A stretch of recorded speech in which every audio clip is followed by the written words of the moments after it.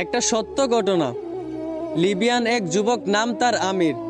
সে রওনা দিয়েছিল সৌদি আরব হজ করার জন্য। এয়ারপোর্টে পৌঁছানো মাত্রই তার নামে একটা সমস্যা হয়েছিল, আর এই সমস্যাটা সমাধান করতে করতে প্লেনের দরজাটা বন্ধ করে দেওয়া হয়েছিল। পাইলটকে অনেক রিকোয়েস্ট করা হয়েছিল যে দরজাটা খোলার জন্য, কিন্তু পাইলট দরজা খোলার অনুমতি দিলেন না। অবশেষে আমিরকে রেখেই প্লেন উড়াল দিল।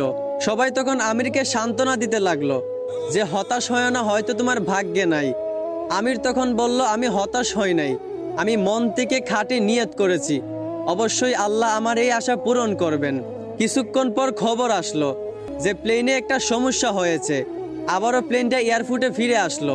এয়ারপোর্টে আসার পর প্লেনের সমস্যাটা সমাধান করার পর আবারও পাইলটকে রিকোয়েস্ট করা হলো দরজাটা খুলে দেওয়ার জন্য, কিন্তু পাইলট আবারও আমিরকে না নিয়েই প্লেন নিয়ে উড়াল দিল। আবারও সবাই আমিরকে সান্ত্বনা দিতে লাগলো যে হতাশ হয় না, হয়তো তোমার কপালে নাই। আমির আবার বলল, আমি মন থেকে খাঁটি নিয়ত করেছি, আমি হতাশ হইনি, আমি আল্লাহর উপর ভরসা রেখেছি, অবশ্যই আল্লাহ আমার মনের আশা পূরণ করবেন। কিছুক্ষণ পর আবার খবর আসলো প্লেনের মধ্যে আবারও একটা সমস্যা দেখা দিয়েছে। প্লেনটা আবারও এয়ারপোর্টে ফিরে আসলো। আবারও প্লেনটার সমস্যা সমাধান করার পর এবার পাইলট নিজেই বলল, আমির কোথায়, দরজা খুলে দাও। আমিরকে না নিয়ে আমি প্লেন নিয়ে উড়াল দিব না। তারপর প্লেনের দরজা খুলে আমিরকে প্লেনে উঠানো হলো। তারপর কোনো সমস্যা ছাড়াই প্লেন উড়াল দিয়া চলে গেল। পুরো বিশ্ব এই দৃশ্য দেখে অবাক হয়ে গেছিল।